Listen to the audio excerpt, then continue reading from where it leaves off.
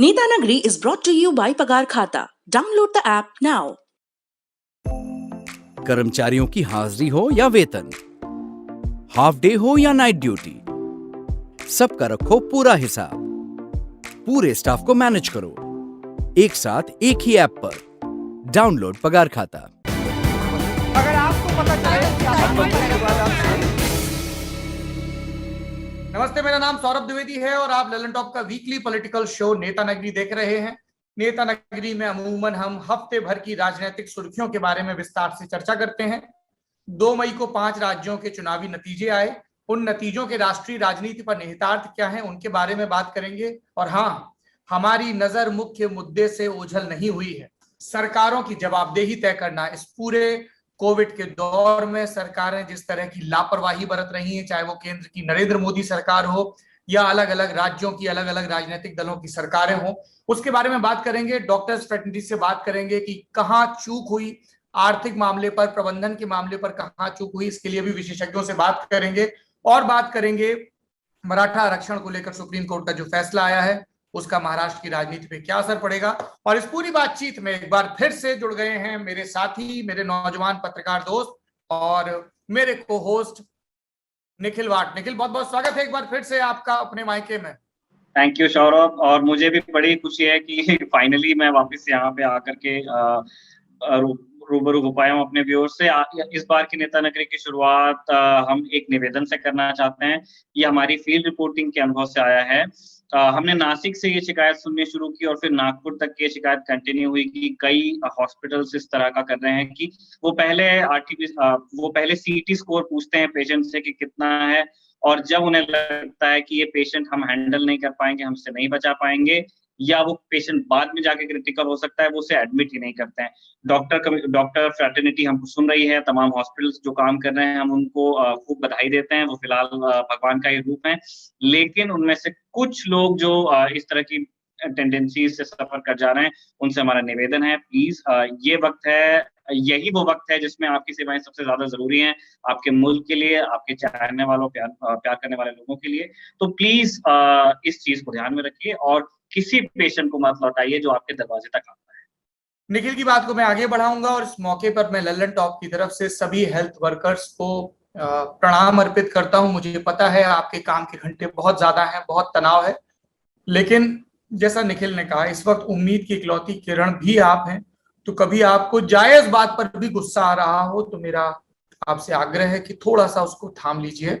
अभी बेरुखी का, अभी शिकायत का वक्त नहीं है। और मैं समाज से ये अपील करना चाहूंगा, please be careful, please be kind. ये बहुत मुश्किल वक्त है और हमें मिलकर इससे पार पाना है। चलिए फिर नेता नगरी शुरू करते हैं। नेता नगरी में सबसे पहले उस बात को करेंगे जो सबसे ज्यादा जरूरी है। कोविड को लेकर सरकारें क्या कर रही हैं, क्या करना चाहिए, कहां कमी रही, भविष्य का रास्ता क्या होगा, और उसके बाद राजनीति बतियाएंगे। इस पूरी बातचीत पर, इस मुद्दे पर, जिसके कुछ नए पहलू हैं, कह दिया गया कि 1 मई से तीसरा चरण शुरू होगा। राज्य कह रहे हैं वैक्सीन नहीं है। बजट में 35,000 करोड़ रुपए दिया गया। राज्यों से कह दिया गया भाई अब अपना अपना देख लो, हम जो वैक्सीन भेज रहे हैं वो 45 से कम वालों को नहीं लगा पाओगे। जो वैक्सीन बनाने वाले हैं वो कह रहे हैं हमको तो फ्रेश ऑर्डर ही नहीं मिला पिछले 2-3 महीने में। विशेषज्ञ हैं, उनकी मीटिंग नहीं हुई। तो पूरा केओस का माहौल है। सरकार की चिंता है कि हाई कोर्ट ने जो कहा उसको सुप्रीम कोर्ट में चैलेंज करते हैं। सुप्रीम कोर्ट ने डपट लगा दी तो अच्छा देखिए हम इतना दे रहे हैं, लेकिन दूसरे राज्यों में कटौती करनी पड़ेगी। और अभी भी नरेंद्र मोदी सरकार का पॉलिटिकल पीआर जारी है कि कैसे हम ये दिखाएंगे साहब हम सब कुछ कर रहे हैं। और उसी तरह से राज्य सरकारों का भी, चाहे वो अरविंद केजरीवाल सरकार हो, अशोक गहलोत सरकार हो, योगी आदित्यनाथ सरकार हो, एक लंबी फेहरिस्त है। उद्धव ठाकरे को मुंबई के इंतजाम के लिए वाहवाही मिल रही, लेकिन नागपुर में स्थिति बहुत ज्यादा खराब है। भूपेश बघेल जब दुर्ग में स्थिति बहुत खराब थी, असम में प्रचार कर रहे थे। नीतीश कुमार बहुत अच्छी अच्छी बातें कर रहे हैं, लॉकडाउन लगा दिया, लेकिन बिहार से इतनी चिंताजनक खबरें आ रही हैं, जिस तरह से गांव में पेंडेमिक पहुंचा। शिक्षकों के तमाम विरोध के बावजूद उत्तर प्रदेश में पंचायत चुनाव करवाए गए, काउंटिंग करवाई गई, एफआईआर की धमकियां दी गई शिक्षकों को, और किस तरीके से पेंडेमिक फैला है शिक्षकों पर, बाकी सब पर, ये सब हमारे सामने है। इन सब मसलों पर बात करने के लिए हमारे साथ इस सेशन में जुड़े हैं आईएमए के प्रेसिडेंट रहे और पहले भी नेता नगरी में आए और हम सबको अपने विचारों से उद्वेलित करने वाले डॉक्टर राजन शर्मा। बहुत बहुत स्वागत है सर आपका एक बार फिर से। और दूसरे हमारे मेहमान हैं वो जिनको आप रोजाना खर्चा पानी में और सप्ताहांत में अर्थात में देखते हैं। अंशुमान तिवारी जी, इंडिया टुडे हिंदी के संपादक, आप दोनों लोगों का बहुत बहुत स्वागत है। डॉक्टर शर्मा, आपसे मैं बातचीत शुरू करना चाहूंगा। ये किस किस्म की दूरंदेशी की कमी है कि आपने ऐलान कर दिया, पहले टीका उत्सव का ऐलान किया, टीका उत्सव के पहले ज्यादा टीके लग रहे थे, टीका उत्सव के 4 दिन में कम टीके लगे, फिर कह दिया 1 मई से, फिर आपने कह दिया राज्य अपना देख लें। क्या सर गड़बड़ कहाँ है? ये बहुत लंबी फेहरिस्त और बहुत लंबा डिबेट हो जाएगा। सर प्लीज बोलिए। और आज मैं इतना भरा पड़ा हूं। बोलिए सर, बोलिए। वैक्सीन के पोर्टल्स यंगस्टर्स को अनाउंस कर दिए गए हैं बगैर कुछ सोचे। सरकार जब घिरी, आपने सेकंड फेज की कोई तैयारी नहीं की। माननीय मनमोहन सिंह जी ने एक चिट्ठी लिख दी, पैनिक रिएक्शन में आप फंस गए, आपने अनाउंस कर दिया। लॉजिस्टिक्स कहाँ थे आपके पास? अगर आप मेरी द्विवेदी जी, कोई भी द्विवेदी जी बात पिछले साल की इंटरव्यूज देखेंगे, मैं हमेशा कहता था 130 करोड़ की जनता को ना आप पूरा टेस्ट कर सकते हैं, ना पूरा वैक्सीनेट कर सकते हैं। So go accordingly. इनके पास टाइम था, इन्होंने वो टाइम बताया। They just overlooked. आज मैं ओपनली कहता हूं, they have presided over the biggest genocide of the century. आज अगर मेरा एक हिंदुस्तानी दोस्त वी फेल, मतलब हम ना आपस में आपस में बैठ के बात कर रहा हूँ, सीधा कह रहा हूँ, and you can publicly say it, whatever the repercussions. We have failed as an Indian republic. We have failed as Indian citizens. They have divided us into castes. They have divided us into the states. Delhi वाले को oxygen नहीं मिलनी चाहिए, हरियाणा वाले को नहीं मिलनी चाहिए, ये मेरी वीआईपी कॉन्स्टिट्यूएंसी, इसको मिलनी चाहिए। एक मंत्री नागपुर की आपने बात की, रेमडेसिविर की कमी आई, उसने सन फार्मा को फोन किया, फटाफट रेमडेसिविर पहुंच गई। अगर मेरा कोई रिश्तेदार मर रहा है तो मैं कौन सा यूनियन मंत्री लेके आऊं बचने के लिए? क्या हमने इस देश के लिए ये सपना देखा था इतने सालों की आजादी के बाद? डॉक्टरों की कमी थी, पिछले साल इनको बताया गया नर्सेस को please provide ventilator training, set up ventilator simulating labs. I personally in brief, ventilator simulating labs हर एक नर्सिंग कॉलेज में प्रोवाइड कर दीजिए ताकि they are prepared for it. जो व्यवहार हुआ, बुलाया, यूज एंड थ्रो किया और उसके बाद भूल गए। आज की डेट में कोई जाना नहीं चाहता। आप इतने बेड लगा रहे हो, इतनी ऑक्सीजन क्रिएट कर रहे हो, ऑक्सीजन की कमी आई क्यों? मुझे कोई जवाब तो देगी। 50,000 टन मेट्रिक टन ऑक्सीजन किसने बाहर भेजा?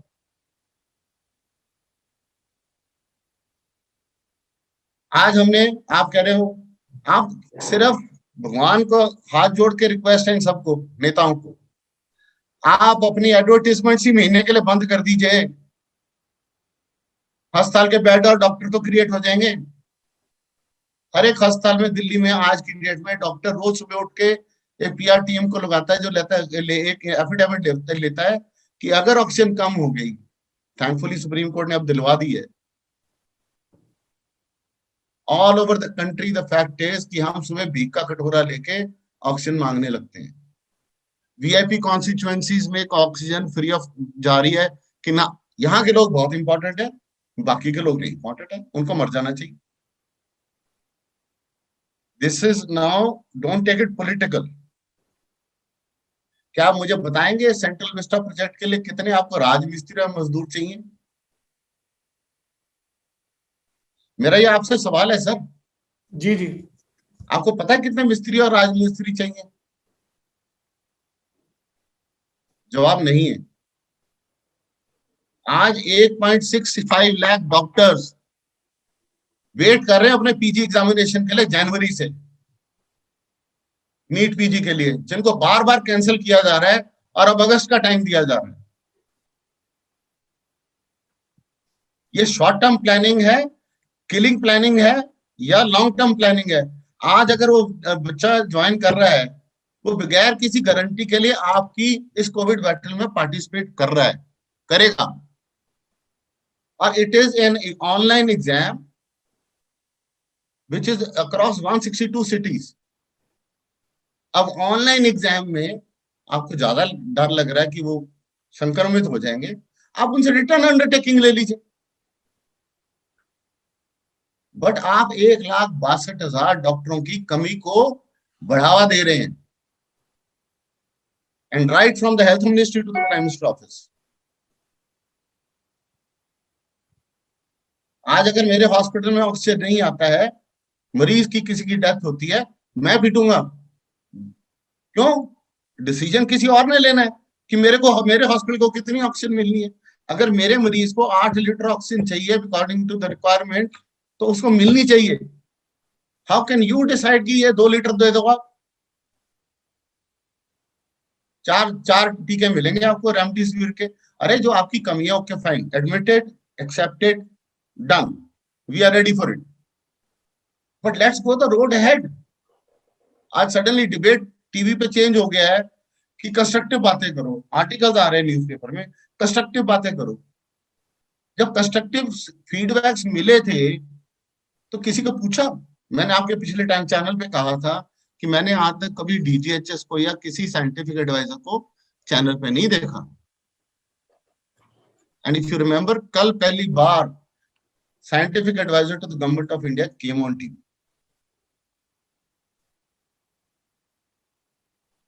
अब दूसरा मुद्दा, एक स्पष्ट सवाल सबसे पूछना चाहूंगा, सर हम अपने घर में कभी आग लगाएंगे?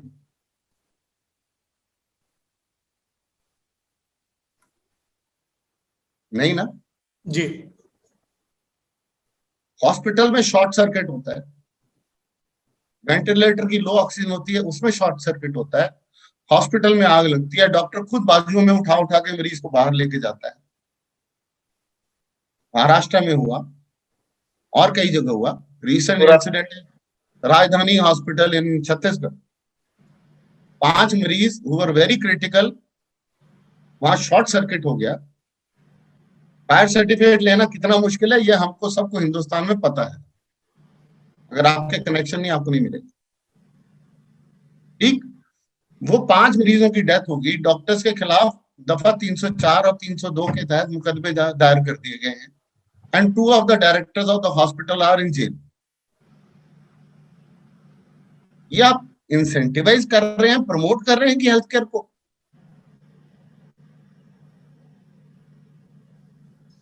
Can not the political class take a call कि yes, let me find, we will take this thing, let's not hold the doctor responsible. वो एटलीस्ट कोविड हॉस्पिटल तो रन कर रहा है, सरकारी हॉस्पिटल में तो रन भी नहीं हो रहा आपसे। आप आंकड़ा देख लीजिए कि प्राइवेट हॉस्पिटल का आंकड़ा क्या है, आपके वेंटिलेटर ही नहीं खुल रहे। Mister RC Bhargava on record in Punjab Kesari has openly admitted that 6,000 ventilators which were manufactured by me on the orders of the government of India are lying in my warehouse. और आज हम सारे देशों से, सारे विदेशों से हम पैसे हम ये सारी एड मांग रहे हैं। डॉक्टर शर्मा आप बिल्कुल ठीक कह रहे हैं। देश से लगातार ये खबरें आ रही, कल ही इंदौर से खबर आई कि वो वेंटिलेटर बंद पड़े थे, फिर इंजीनियर्स ने जोड़े, ये किया वो किया। हर जगह बिल्कुल वही है कि आग लग गई तो कुआं खोद रहे हैं। अंशुमान जी मैं आपके पास आना चाहूंगा। सबसे पहले तो मैं अरिथमेटिक समझना चाहूंगा कि ये सारी तैयारियां, सवाल पूछा जा रहा है पीएम केयर्स फंड के पैसे का क्या हुआ, और जब पीएम केयर्स फंड के पैसे के बारे में बताया जा रहा तो वो ऐसे बताया जा रहा है जैसे उपकार किया गया हो कि हमने इतना दे दिया। अरे देश का पैसा है, देश ने आपको दिया है, उसका इस्तेमाल करिए। सही समय से क्यों नहीं इस्तेमाल किया? जो वेंटिलेटर है, डॉक्टर शर्मा ने जिक्र किया, वेंटिलेटर को लेकर लगातार ये शिकायत आ रही, खराब क्वालिटी के वेंटिलेटर, नए सिस्टम के वेंटिलेटर, समय से सप्लाई नहीं, सप्लाई तो ट्रेनिंग नहीं। तो कुल मिला के इफेक्टिव वेंटिलेटर कितने हैं? सेम चीज ऑक्सीजन प्लांट के बारे में अभी भी आपको मुख्यमंत्री मंत्री बड़ी बेशर्मी के साथ फीता काटते दिख रहे हैं 20 लोगों के जलसे जुलूस के साथ। तो मैं सर सबसे पहले अरिथमेटिक समझना चाहता हूं, दिक्कत कहां है नरेंद्र मोदी जी को पैसा खर्च करने में? क्यों नहीं वो पैसा खर्च हो रहा है, और सही समय से क्यों नहीं हो रहा है? और टीकाकरण पे भी वही बात, आप बजट में बोल रहे हो 35,000 करोड़, अब आप कह रहे हो कि राज्य करें। प्राइस स्लैब अलग अलग है, कोर्ट आपसे कह रहा है कि दखल दीजिए, सही प्राइस स्लैब लीजिए। अंशुमान जी। सौरभ, बहुत सारे आयाम हैं पूरे मामले के। हेल्थ का एक लिक्विड इंफ्रास्ट्रक्चर, उसकी वो एक सवाल है, हेल्थ के लिए फंड्स का एक सवाल है, वैक्सीनेशन कार्यक्रम में बड़ी गलतियां और जो चूक है उनका सवाल है। और अगर हम एक एक चीज को समझने की कोशिश करें, सबसे पहली जो बुनियादी बात जो हमें अक्सर सरकार की तरफ से नैरेटिव के तौर पर बताई जाती है और कहा जाता है कि साहब भारत में इतनी बड़ी आबादी है कि उसको हम कुछ नहीं दे सकते।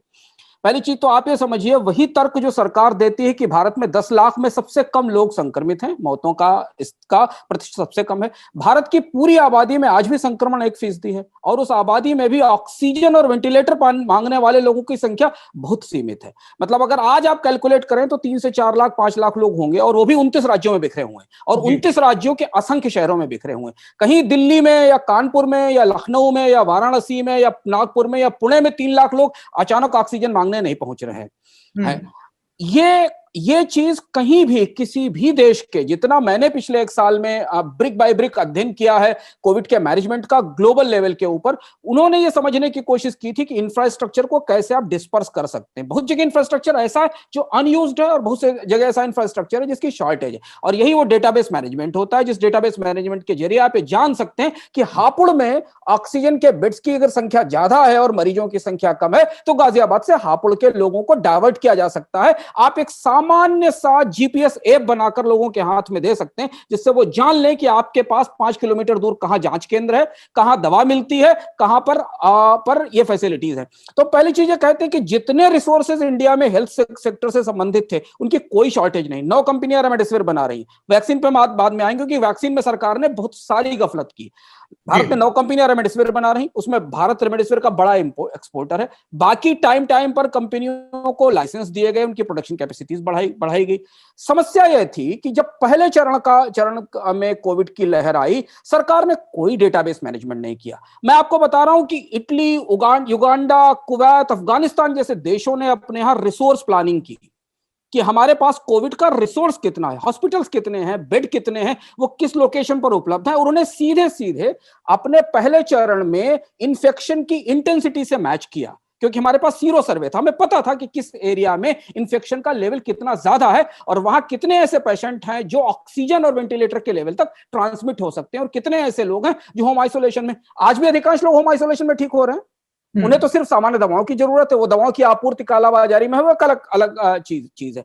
तो पहली बुनियादी चीज ये कि जो लोग जितनी बातें पिछले साल की जा रही थी उन बातों में वही सामान्य समस्या जो इस सरकार के साथ हम काफी समय से देख रहे हैं कि जो आप सुनते हैं वो जमीन पर कहीं दिखता नहीं है और उसे बताने का या उसे नापने का कोई आज आपके पास इंडिया में स्टेट में, देश छोड़ दीजिए, जिले का कोई डैशबोर्ड नहीं जो आपको बता दे कि कितने बेड खाली हैं। अगर मुख्यमंत्री ये ट्वीट कर रहे हैं कि हमारे यहां इतने बेड खाली हैं तो आप समझ लीजिए स्थिति क्या है। जबकि एक सिंपल डेटाबेस मैनेजमेंट के थ्रू आप वो डैशबोर्ड बना सकते थे। सारे के सारे नर्सिंग होम सरकार के नियंत्रण में है, लाइसेंस उनके पास है, सारे सीएमओ मॉनिटर करता है, सारी फार्मेसी के लाइसेंस सरकार देती है, सारे ऑक्सीजन डिस्ट्रीब्यूटर्स के लाइसेंस सरकार देती है, सारे के सारे फार्मासिस्ट डेटाबेस मैनेजमेंट पे काम करते हैं कि उनको जीएसटी पे करना होता है। रेमडेसिविर कहां कितनी आई इसके लिए आपको सीएमओ से चिट्ठी की जरूरत नहीं होती थी। आप एक बार ऑनलाइन दवा अपने घर पे मंगवा सकते हैं और वहां पर अपना पर्चा डाल सकते हैं, आप उसी पर्चे पर आपको रेमडेसिविर मिल सकती थी। तो पहली चुनौती है कि भारत के पूरे सारे के सारे प्रबंध तंत्र ने ऊपर से नीचे तक जितना काम प्रचार के लिए किया उतना काम योजना और प्रोसेस पर नहीं किया। जबकि दुनिया के सारे देशों ने, यूनाइटेड नेशंस ने एक पूरा कंपेडियम प्रिंट किया है जिस पर हमने पिछली बार अर्थात में चर्चा की थी। उसमें उन्होंने एक एक देश की स्टडी की है कि उन्होंने कैसे बैठकर अपने यहां पहले यह समझने की कोशिश की कि हमारे अधिकतम लेवल तक संक्रमण कितना जा सकता है। और सौरभ, किसी भी देश में उसकी आबादी के 5% से ज्यादा लोग संक्रमित नहीं हुए हैं।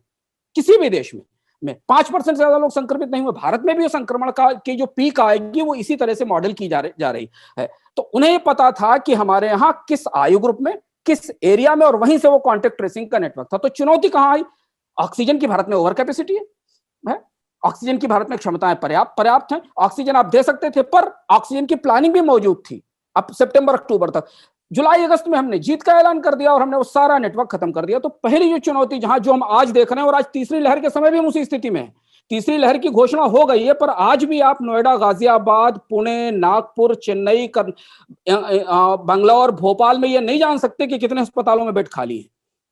रेमडेसिविर की सप्लाई कहां है, कितने डिस्ट्रीब्यूटर ऑनलाइन आपको रेमडेसिविर दे सकते हैं, आज भी आप नहीं जान सकते। मतलब ये काम पिछले 2 महीने में भी किसी लेवल पर नहीं हुआ। तो पहली चुनौती थी ये थी।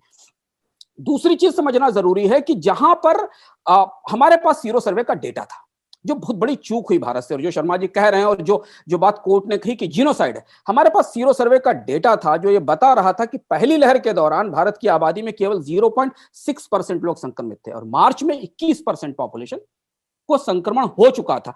यह बड़ा सर्वे था और इस आधार पर दुनिया की कोई भी समझदार सरकार होती तो वो कोविड की दूसरी वेव का अंदाज कर सकती थी, वो जान सकती थी कि कोविड की दूसरी वेव की तैयारी कैसे की जाए। और सीरो सर्वे ज्योग्राफिकल डेटा दे रहा था, वो ये बता रहा था कि किन क्षेत्रों में, किन ज्योग्राफीज में संक्रमण बढ़ने की संभावना है, खतरा है। हमारी सारी की सारी प्लानिंग वहां पर डेटाबेस के साथ मैनेज हो सकती थी। अब वो सब सारी चीजें उखड़ गई क्योंकि हम तो एक दूसरे उत्सव के मोड में चले गए। तो तीसरी जो महत्वपूर्ण बात, जब मैं वैक्सीन पे आता हूं, भारत के लोगों को और भारत के राजनेताओं को आत्म प्रशंसा की बहुत गहरी बीमारी है, आत्ममुग्धता की बहुत गहरी बीमारी। हम बगैर कुछ किए हुए आत्ममुग्ध होने वाला देश है। हम व्यवहारिक रूप से चीजें जमीन पर बदलते नहीं हैं और सिर्फ अपने लिए ही सूचनाएं घड़कर हम ही खुश हो जाते हैं। सरकारों को कभी भी, मतलब पुराने सिद्धांतों से भी माने, जो शांति पर्व में भीष्म पितामह ने शरशैया पर लेटकर युधिष्ठिर को समझाया था कि तुम तारीफ से मत प्रभावित होना, बाकी लोग करें, क्योंकि तुम्हें तो हमेशा आलोचना ही सुननी चाहिए, क्योंकि सरकार का कोई भी सिस्टम परफेक्ट नहीं होता। अब तीसरी बात जो आप वैक्सीन की कह रहे हैं, वैक्सीन में सरकार ने पहले दिन से पूरे के पूरे कार्यक्रम में कहीं दुनिया से कुछ नहीं सीखा। मैं आपको बता रहा हूं, पिछले पहली लहर के दौरान दुनिया के सारे देश एक जगह खड़े थे। दुनिया के किसी देश ने पहली लहर के दौरान हजारों हॉस्पिटल नहीं बना दिए। आप कहीं भी चले जाइए, कहीं हजारों हॉस्पिटल नहीं बन गए रातों रात। सबने अपने एग्जिस्टिंग इंफ्रास्ट्रक्चर को ऑप्टिमाइज किया, अपने एग्जिस्टिंग इंफ्रास्ट्रक्चर को प्रॉपरली यूज किया और डेटाबेस के सारे लोगों को उसको उपलब्ध कराया। यही उन्होंने वैक्सीन की प्लानिंग की। उन्होंने पहले चरण में कोमॉर्बिडिटी की प्लानिंग की, दूसरे चरण में उन्होंने वो कैपेसिटीज भी तैयार कर ली कि वो सारी 18 से ऊपर की आबादी को दे सके। अब यहां क्या हुआ, यहां तो पहले हम स्वदेशी वैक्सीन का उत्सव मनाते रहे, उतनी देर में फाइजर, मॉडर्ना, जॉनसन, स्पुतनिक, इनकी कैपेसिटीज दुनिया में ऑक्यूपाई हो गई। जनवरी तक हम दुनिया में वैक्सीन एक्सपोर्टर थे, हमारे इंपोर्टर होते ही दुनिया में वैक्सीन की पूरी सप्लाई चेन ही डिस्टर्ब हो गई, बदल गई। हम तो सेल करने वाले थे, हम इंपोर्ट, और जैसे ही हम इंपोर्ट करने लगे वैसे ही दुनिया में वैक्सीन की पूरी इकोनॉमिक्स बदल गई। भारत दुनिया का इतना बड़ा देश है, उसकी वो अगर इंपोर्ट करेगा वैक्सीन का तो पूरी इकोनॉमिक्स बदल गई, इकोनॉमिक्स बदल गई। फिर हम चिल्लाए कि हमको तो आईपीआर प्रोटेक्शन से खत्म करना चाहिए और हम इंपोर्ट करना चाहते हैं। अब आज हम कहां आकर खड़े हो गए, आज हमने स्टेट गवर्नमेंट से यह कह दिया कि आप जाकर सीधे इंपोर्ट कर लीजिए। स्टेट गवर्नमेंट्स ग्लोबल टेंडर जारी कर रही हैं और वो सीधे अपने यहां इंपोर्ट करेंगी। उसकी कॉस्ट कौन बियर करेगा, बाकी चीजें कौन तय करेगा, तो ये पता नहीं। आज भी भारत की मौजूदा परिस्थिति में हमको करीब 187 करोड़ खुराकों की जरूरत है, 190 करोड़ खुराकों की जरूरत है। हम 75 मिलियन के आसपास बना रहे हैं, खींच तान कर हम उसे 100 पहुंचा सकते हैं। तो इसका मतलब यह है कि भारत की बड़ी आबादी को, जितनी बड़ी आबादी को आपको खुराकें देनी है, जिसका डेटा मेरे पास है, लगभग भारत को कुल सौरभ 1554 मिलियन डोजेस की जरूरत होगी 18 से 45 साल की पूरी आबादी को कवर करने के लिए। इतनी कैपेसिटी क्या चुटकियों में बन जाएगी दुनिया में? वैक्सीन बनाना कोई चुटकी का काम थोड़ी है, उसके साथ कई सारी टेक्नोलॉजीज इन्वॉल्व है, बहुत सारी चीजें इन्वॉल्व है। इसलिए वैक्सीनेशन के कार्यक्रम में जो आप देख रहे हैं कि जिस दिन से टीका उत्सव शुरू हुआ, वैक्सीनेशन की रफ्तार नीचे आ गई। तो ये कॉम्प्रिहेंसिव है, मतलब अगर आप एक एक सेक्टर, एक एक ब्रिक पकड़ें, कि आप रेमडेसिविर पे कहें तो मैं आपको बता सकता हूं कि कैसे भारत में फार्मा की सप्लाई के नेटवर्क को प्लान नहीं किया गया और हम कोलैप्स कर गए। ऑक्सीजन को देखें तो ऑक्सीजन के लेवल पर भी यही हुआ, बेड वेंटिलेटर के लेवल पर भी देखें तो आपको वही स्थिति हुई। एक और चीज देखना जरूरी है कि जो क्षमताएं पहले दौर के दौरान सौरभ तैयार की गई थी, वो कुंभ मेले की तरह उखड़ गई। मतलब ऐसा लगा जैसे कुंभ का मेला था, टेंट उखाड़ के लोग लिए चले गए, कितने क्वारंटीन सेंटर बनाए गए। अब हम आज फिर दोबारा दौड़ रहे हैं, फिर हम कहने आइए फिर सेंटर बनाइए, आइए रेलवे फिर कोच लगाइए, आइए राधा स्वामी सत्संग वाले और गुरुद्वारा हमको वापस चीजें दे दीजिए आके। जबकि दुनिया में हर व्यक्ति को यह पता था, भारत को भी पता था कि हमेशा वायरल डिसीज की कम से कम 3 वेव्स आती हैं। भारत में स्पेनिश फ्लू की दूसरी और तीसरी वेव में ज्यादा तबाही मचाई थी पहली वेव की तुलना में। दुनिया में जिन देशों ने पहली वेव के दौरान अपना इंफ्रास्ट्रक्चर रैंप अप किया था, ऑगमेंट किया था, टेम्परेरी किया था, उसे अगले 2 महीनों में 3 महीनों में परमानेंट में बदल दिया। उन्होंने दूसरी तीसरी वेव तक की तैयारी के लिए हमने क्या किया, हमने स्कूलों को धर्मशाला की तरह, बारात घर की तरह बारातों में बदला और उन्हीं को क्वारंटीन सेंटर में बदल दिया, उन्हीं को कल हम चुनाव का केंद्र बना देते हैं और उन्हीं को उखाड़ के फिर स्कूलों में क्लास लगवाने लगते हैं। तो ये जो कंप्लीट तदर्थवाद है ना, एडहॉकिज्म है, महामारी को आप एडहॉक होकर नहीं निपट सकते। महामारी को एक कंसिस्टेंट लंबी प्लानिंग के तहत 3-4 साल की योजना के तहत, और उसका अभाव हमें मार रहा है। हमें ऑक्सीजन की कमी नहीं मार रही है, हमें रेमडेसिविर की कमी नहीं मार रही है, हमें उस व्यवस्था और उस प्लानिंग की कमी मार रही है जिससे हम ऑनलाइन रेमडेसिविर ले सकते थे आज अपने हाथ में वो समस्या है यहाँ पर। Nikhil, I want you to, I request you to step in. Nikhil, आपने कोविड की इस महामारी के दौरान रिपोर्टिंग की है, आपने गुजरात और महाराष्ट्र के हाल बताए। मैं चाहता हूं कि आप अपने ऑब्जर्वेशंस और जो आपने इस दौरान हेल्थ स्ट्रक्चर और पॉलिसी के लेवल पर देखा, उसके बारे में हमारे दोनों आज के एक्सपर्ट से सवाल पूछें प्लीज। एक तो पहली चीज मतलब ये मुझे डॉक्टर राजन शर्मा से पूछनी है और फिर सर भी उसमें ऐड कर देंगे। अब सर, हम ये जानना चाहते हैं कि हमारे पास में 2 मॉडल्स हैं, मतलब ये जो जहां जहां जाकर के मैंने अपनी आंख से देखा, मैं उसी को मतलब जो मैंने खुद विटनेस किया उसी पे मैं पूछना चाह रहा हूँ। हमने 2 उदाहरण देखे, एक मुंबई का है या जो वेस्टर्न महाराष्ट्र में उन्होंने कुछ काम करते हुए आपको सरकार देखती है। लास्ट ईयर उन्होंने मई से डेडिकेटेड कोविड हॉस्पिटल्स बनाना शुरू किए थे और ये पूरे के पूरे हॉस्पिटल्स थे, मतलब इसको आप कह लीजिए कि वो पूरी तरह से एडॉक सिस्टम नहीं था वहां। मतलब उन हॉस्पिटल्स के अंदर आपको ट्राइएज एरिया मिलेगा, उन हॉस्पिटल्स के अंदर आपको डेडिकेटेड ऑक्सीजन सप्लाई मिलेगी, सेंट्रली एयर कंडीशनड है, आईसीयू है, वेंटिलेटर्स हैं, वो पूरे के पूरे हॉस्पिटल हैं जिसकी खूब तस्वीर आती है मुंबई में। आप बीकेसी का उदाहरण देख लीजिए या फिर सीओएपी पुणे है। ये वाला जो मॉडल था कि जितने हॉस्पिटल्स आप क्रिएट कर सकते थे विद इन टाइम, चाहे वो किसी टेंट में हो, चाहे वो किसी मैदान में हो, और वहां पे आप कुछ फैसिलिटीज आउटसोर्स ही करके चाहे इकट्ठा कर सकते थे। क्या उस तरह से काबू में आने वाली ये महामारी थी? क्योंकि मैंने अपने अनुभव में इस तरह के एग्जांपल्स और जगह देखे नहीं है, तो मैं समझना चाहता हूँ कि क्या ये कैसा एग्जांपल था जो बाकी लोग फॉलो कर सकते थे और उससे लोग फायदा भी ले सकते थे। देखिए, आपकी बात का सबसे पहला जो जवाब है, role model and any pandemic, Spanish flu is the thing to follow. ठीक है, उसमें आपने कहा air condition wards. So Florence Nightingale के टाइम पे वार्ड्स जो थे वो ऊंची छतों वाले वेल वेंटिलेटेड नेचुरल एयर वाले वार्ड्स थे, और जो एक प्रोटोकॉल था वो ये था, आप अपना ध्यान रखिए, अपने आप को आइसोलेट कीजिए, हैंड वॉशिंग और मास्किंग को ऑब्जर्व कीजिए, और 5-6 दिन तक फीवर के लिए अलग से रहें और अपने टेम्परेचर का ध्यान रखें। एंड विच लेड टू, मतलब जिसके कारण काफी हद तक ये चीजें मिटिगेट की जा सकी। ठीक है, अब ना हमारी सबसे बड़ी दिक्कत क्या है? जनसंख्या। महाराष्ट्र का आपने एग्जाम्पल दिया, धारावी का एग्जाम्पल मैं बताता हूँ। धारावी में पहले हमारे लोगों में अभी भी रिलक्टेंस है कि टू एक्सेप्ट कि जी कोविड वाकई बीमारी है। मैं एक बात कहना चाहूंगा, बेशक इलेक्शंस थे या महाकुंभ था, एक feeling of wellbeing and goodness आ गई कि जी अब तो कोविड खत्म हो गया। सो धारावी में क्या हुआ? The role model was opposition, ruling party MCs, MLAs, MPs and the local doctors. ये सारे इकट्ठे होके एज अ ग्रुप घूमे कि देखिए आप अपने आप को टेस्टिंग कराइए, और ये धारावी मॉडल एक को अवार्ड भी मिला। सेम इज ट्रू कि अभी भी कितने लोग ऐसे हैं जो कहते हैं कि जी अगर कोविड का हमने टेस्ट कराया तो हमारे को ले जाएंगे, और वो सिटी के पास जा रहे हैं। So these are examples we have to learn. और सबसे बड़ी बात है, अगर मास्क और हैंड सैनिटेशन को ध्यान में रखेंगे, हम इस बीमारी पे काबू पा सकते हैं। बाकी तो देखिए, 130 करोड़ जनता के लिए इतनी चीजें मुहैया करानी बहुत मुश्किल है। जी, अब मैं सर ये समझना चाह रहा था कि फिलहाल मतलब अभी तो इमीडिएट खतरा हमारी हेल्थ पे ही है, लेकिन मैं आर्थिक सेहत जो है देश की, उस पर भी आपकी टिप्पणियां चाह रहा था। हम दोबारा लॉकडाउन में चले गए हैं, जिस चीज को हम खूब अवॉइड करना चाहते थे दोबारा हमको करना पड़ा है, और इसका एक इकोनॉमिक कॉस्ट भी है। और ये पिछले लॉकडाउन की पृष्ठभूमि में मतलब हम रिकवरी कर रहे थे, हमको दोबारा लॉकडाउन में चले जाना पड़ा है। तो इसके जो दूरगामी परिणाम होंगे अर्थव्यवस्था पे वो क्या होंगे, और क्या अब सरकार के पास में कोई भी तरीका है किसी पैकेज से इसको एड्रेस करने का जो उन्होंने पिछले साल अटेम्प्ट किया था? क्या लोगों को कोई उम्मीद रखनी चाहिए सर?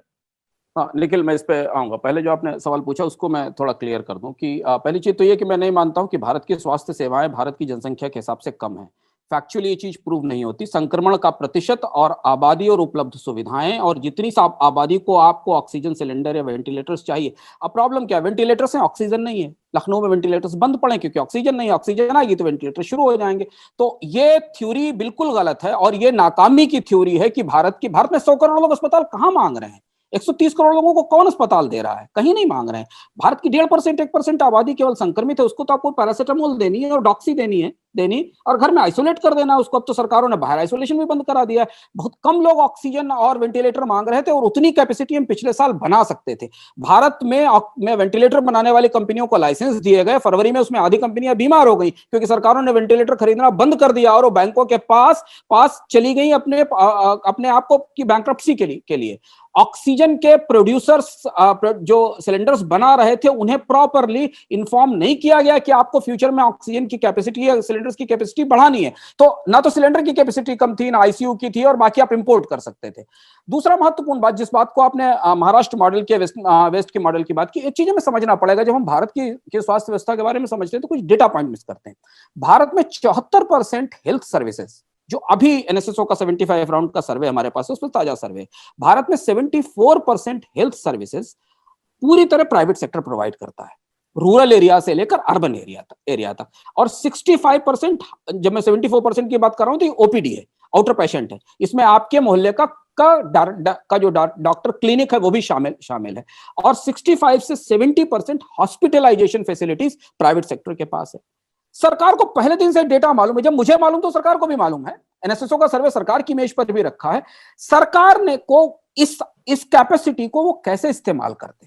आज गली गली में प्राइवेट नर्सिंग होम्स है। सरकारों ने तो अपने को विड्रॉ कर लिया हेल्थ सिस्टम से, तभी तो उन्होंने प्राइवेट सेक्टर को फ्लरिश करने का मौका दिया, उनको लाइसेंस दिया। 50 बेड के कितने हॉस्पिटल, 50 और उससे कम बेड के कितने नर्सिंग होम और हॉस्पिटल आपको गली गली में देश के हर छोटे शहर और कस्बे में मिल जाएंगे।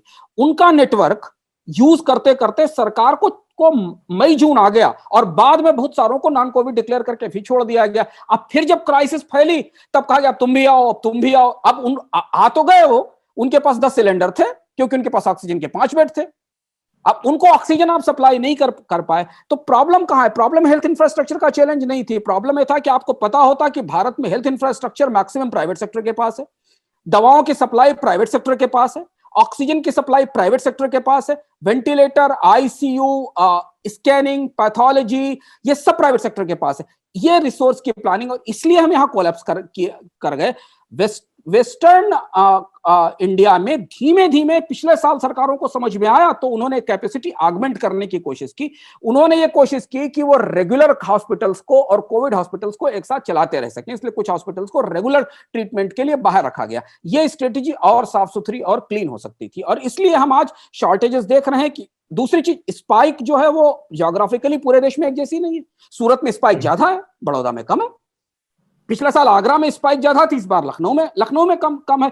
इंदौर दोबारा हॉटस्पॉट बन गया पर धारावी इस बार नहीं हॉटस्पॉट बना। और यही तो पब्लिक पॉलिसी और हेल्थ पॉलिसी के प्लानर का चैलेंज होता है कि वो समझ सके कि स्पाइक कहां आ रहा है। और इसी के लिए तो आप इतना बड़ा ह्यूज डेटाबेस बनाते हैं जिससे आपको पता चल सके कि तो दूसरी बात जो आपने सवाल पूछा, इकोनॉमी के लेवल पर क्राइसिस ज्यादा बड़ी है क्योंकि हम पिछले साल की मंदी से निकल नहीं पाए हैं। चाहे जो भी डेटा मसाज कर लिया जाए, कहीं से भी कुछ कर लिया जाए, पर पिछले साल की मंदी से नहीं निकल पाए।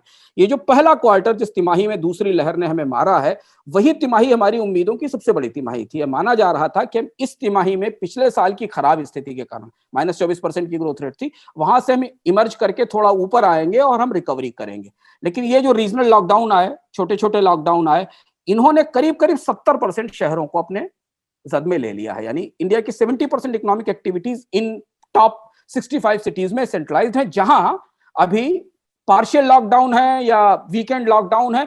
दूसरी चीज ये कि इस बार पैनिक बहुत ज्यादा है, इसलिए नॉर्मल मूवमेंट जो पिछले लॉकडाउन के दौरान हमको दिखता था कि जब आपने खोला था लोग आ रहे थे, वो नहीं है। तो इसलिए जो इकोनॉमिक एक्टिविटीज है वो स्टैंड स्टिल है। और तीसरी दूसरी सबसे महत्वपूर्ण बात यह है निखिल कि पिछले साल हमारे पास महंगाई नहीं थी, इस बार महंगाई आ गई है। पिछली पूरे लॉकडाउन को हमने 2%, 3%, 4% की महंगाई के साथ क्रॉस किया था। इस बार की 7% की महंगाई है। पेट्रोल डीजल की कीमतें लगातार बढ़ रही हैं। दुनिया में कमोडिटीज के प्राइसेस लगातार बढ़ रहे हैं। दुनिया की अर्थव्यवस्थाओं में चूंकि रिकवरी आ चुकी है, इसलिए कमोडिटी इन्फ्लेशन का दौर शुरू हो रहा है। हम दूसरे गड्ढे की तरफ, हम दूसरी मंदी की तरफ जा रहे हैं। तो हमारी general cost of living, general cost of business बुरी तरह बढ़ चुकी है। और तीसरी और सबसे महत्वपूर्ण बात है कि सरकार के पास अब पैकेज की क्षमता नहीं है, क्योंकि सरकार अपने सारे रिसोर्सेस पिछले साल एग्जॉस्ट कर चुकी है। पिछले साल सरकारों ने रिकॉर्ड कर्ज लिया, इस साल फिर राज्य सरकारें रिकॉर्ड कर्ज लेंगी।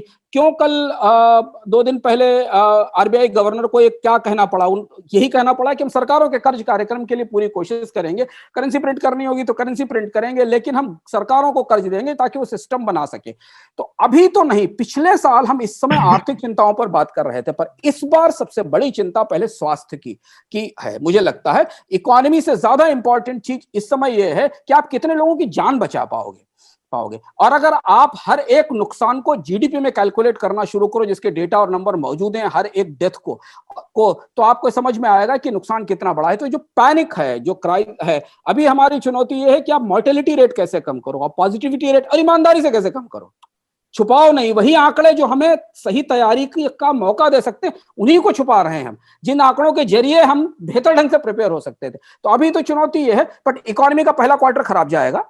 अगर ये जून तक पीक आउट होता है, क्योंकि स्पाइक बहुत तेज है, और अगर हम ग्लोबल पैटर्न देखें नीचे आता है, तो जून जुलाई के बाद हम थोड़ी सी रिकवरी एक्टिविटी लौटते देखेंगे। लेकिन ये साल बिल्कुल वैसा नहीं होने वाला है जिसकी उम्मीद हमने पिछले साल दिसंबर जनवरी के आंकड़ों में की थी। तो और माइनस में ग्रोथ का रिस्क इस पहली तिमाही में दिख रहा है, ऐसा लगता है। समय की कमी है। मैं अपने दोनों एक्सपर्ट से, डॉक्टर राजन शर्मा से और अंशुमान तिवारी से, एक आखिरी सवाल पूछना चाहूंगा। सरकार आंकड़े छिपा रही है। मैं तो आपको बताऊं, लल्लन टॉप शो में रोजाना बोलता हूं आज इतने आंकड़े आए, और फिर ये भी बोलता हूं कि ना टेस्टिंग हो रही है और ना जो घरों में लोग मर रहे हैं या पोस्ट कोविड सिम्टम से मर रहे हैं उनको काउंट किया जा रहा है। तो आंकड़ों को लेके तो हमारी लापरवाही के बारे में पब्लिक हेल्थ एक्सपर्ट लगातार इस प्लेटफॉर्म पर आकर बोल रहे हैं, और उसी से प्रबंधन की भी सारी चीजें जुड़ी हुई है। डॉक्टर राजन शर्मा, आपने जैसे जिक्र किया कि कैसे हम नीट का एग्जाम पोस्टपोन कर रहे हैं, हम लोगों ने कुछ दिन पहले लल्लन टॉप शो में इसको भी उठाया, और जो विदेश से पढ़कर आए डॉक्टर हैं उनको कोऑप्ट नहीं कर रहे हैं। आप 3-3 हजार रुपए का स्टाइपेंड दे रहे हैं एक महीने के लिए, 100 रुपए रोजाना का डॉक्टर्स को। ये स्थिति है। सर, इमीडिएटली सरकार को क्या कदम उठाने चाहिए? Because we genuinely believe, we do not want to create panic, but we genuinely believe this is national health emergency. This is national health emergency and it needs drastic measures. आपको immediately बड़े step उठाने पड़ेंगे, implement करने पड़ेंगे, और Anshuman ji rightly pointed out, जिंदा रहेंगे तो इकोनॉमी संभाल लेंगे, बाजुओं में ताकत रहेगी तो फिर कमा लेंगे। और आंकड़े को लेकर मैंने सोशल मीडिया पर एक दुरुस्त टिप्पणी पढ़ी, सरकार के आंकड़ों पर मत जाइए, किसी भी व्यक्ति से पूछ लीजिए, भैया तुम्हारे परिवार में, तुम्हारे रिश्तेदारों में सब ठीक है, आपको पता चल जाएगा स्थिति क्या है। Doctor Sharma, what should we do? देखिए sir, when Britain went to war, it was short of army. They went in for emergency recruitment.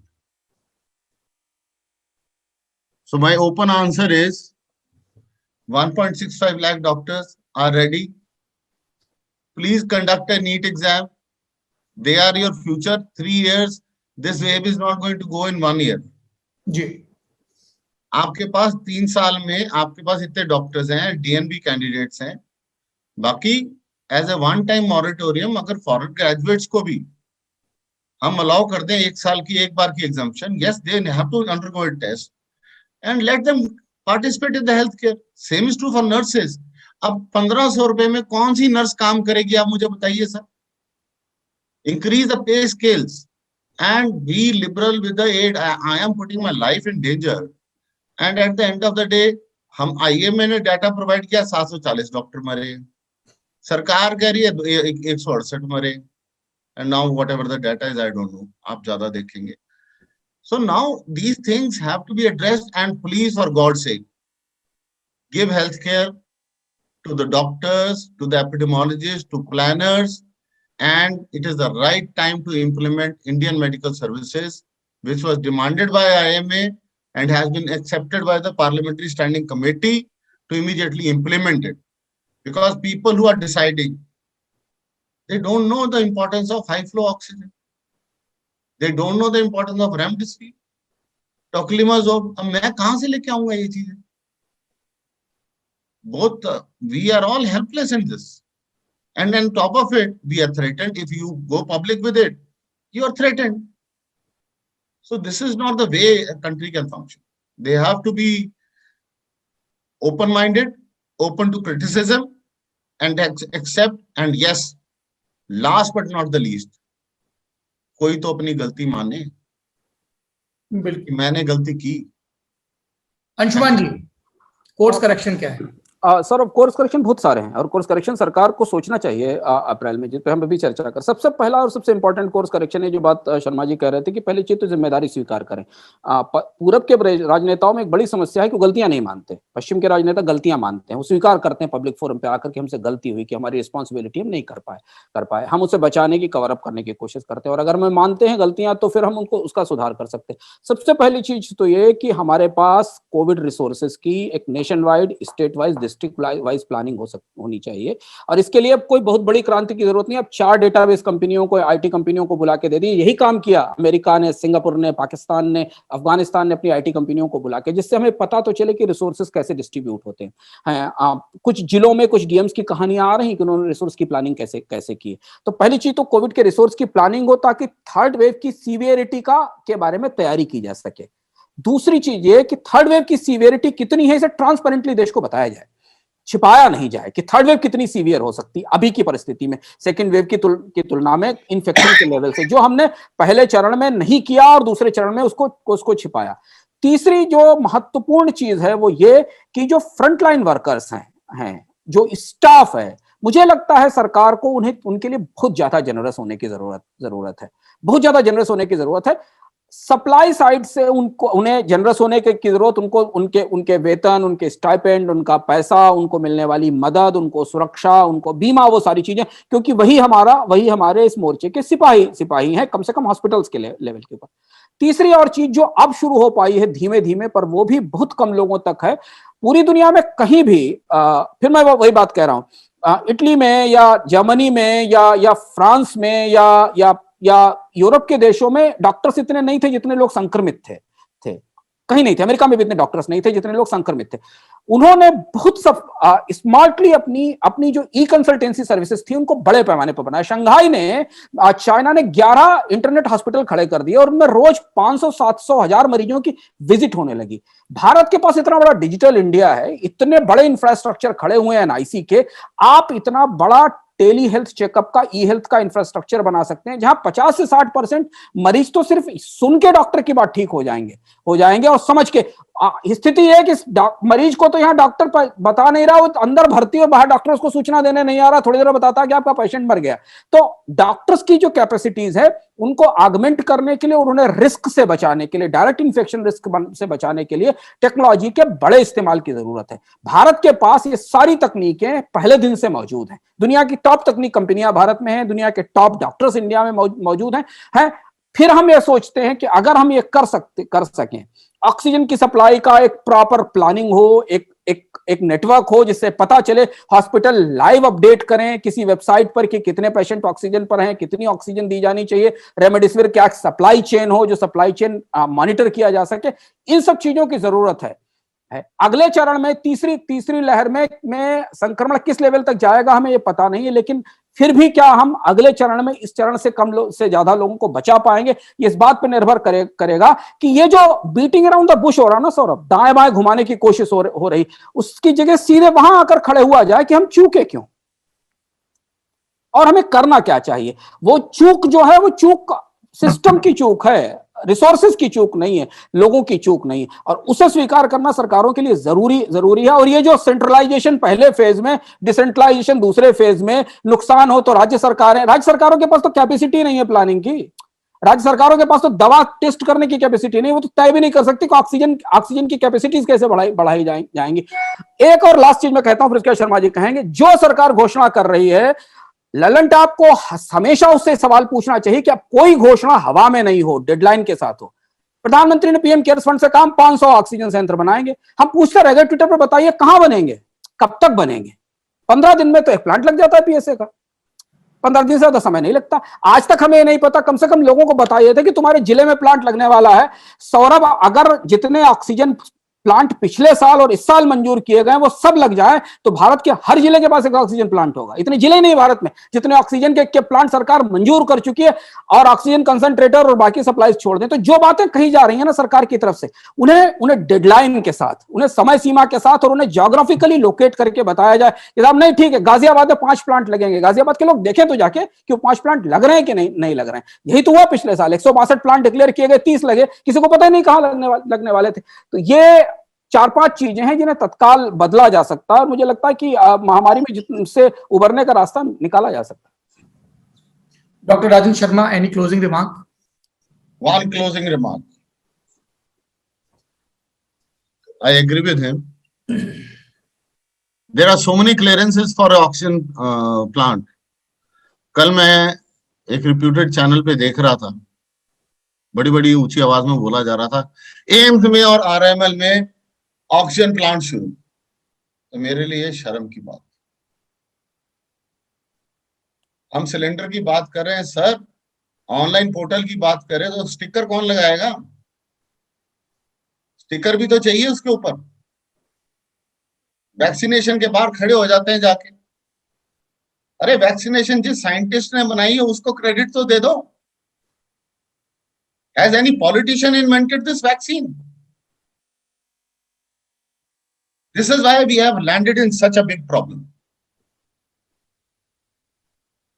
Self-utilization and not a vision at all. Soumya Swaminathan has been appointed as a scientific advisor to UK government. Anthony Fauci is advocating this thing for us. We have so much of brain and talent in our country, and they are not even being consulted. You ask anybody, you have been in touch with so many people, sir. Anshuman Tiwari, sir. And same is for Saurabh. You have been in touch with so many people. Has anybody told you that, yes, we gave this advice and they listened to us? The only thing which comes is, हम संवाद करेंगे, हमको सब पता है. And that is my ending remark. Thank you so much. We sincerely pray and hope कि बहरी सरकारें सुने और ध्यान दें और एक्ट करें, क्योंकि हम ऑलरेडी बहुत लेट हैं। लेकिन अगर अभी भी गलती मान के सभी स्टेक होल्डर्स को इन्वॉल्व करके इस भ्रम से दूर होकर कि हमें सब पता है, हम सब कर लेंगे, जो हमारी आलोचना कर रहे हैं वो हमारा बुरा चाहते हैं, अगर इस भ्रम से दूर होकर अभी भी हम अगर एक्शन लेना शुरू करेंगे तो बहुत सी जिंदगियां बच सकती हैं।